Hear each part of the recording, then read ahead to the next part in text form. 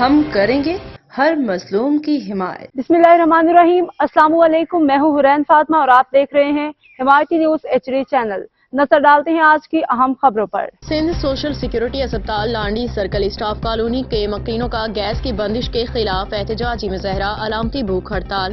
احتجاجی مظاہرے میں سندھ سوشل سیکورٹی اسپتال اسٹاف کالونی کے رہائشی مرد و خواتین نے شرکت کی۔ مظاہرین نے سوشل سیکورٹی اسپتال انتظامیہ کے خلاف شدید نعرے بازی کی۔ اس موقع پہ مظاہرین نے میڈیا سے بات کرتے ہوئے کہا کہ سندھ امپلائیز سوشل سیکورٹی اسپتال لانڈی سرکل کی نااہل انتظامیہ کی بدعنوانیوں کی وجہ سے اسپتال کے رہائشی اسٹاف کالونی کی 3 ماہ سے گیس منقطع کر دی گئی ہے، جس کی وجہ سے سخت مشکلات کا سامنا کرنا پڑتا ہے۔ مظاہرین نے وزیر محنت سندھ شاہد اسلام تھیم، وزیر اعلیٰ سندھ سید مراد علی شاہ، چیئرمین پیپلز پارٹی بلاول بھٹو سے سندھ امپلائیز سوشل سیکورٹی اسپتال اسٹاف کالونی کے گیس فوری بحال کرنے کا مطالبہ کیا ہے۔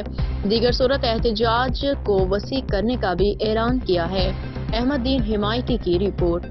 اب تک کے لیے اتنا ہی۔ مزید خبروں اور اپڈیٹ سے باخبر رہنے کے لیے دیکھتے رہیں حمایتی نیوز HD چینل۔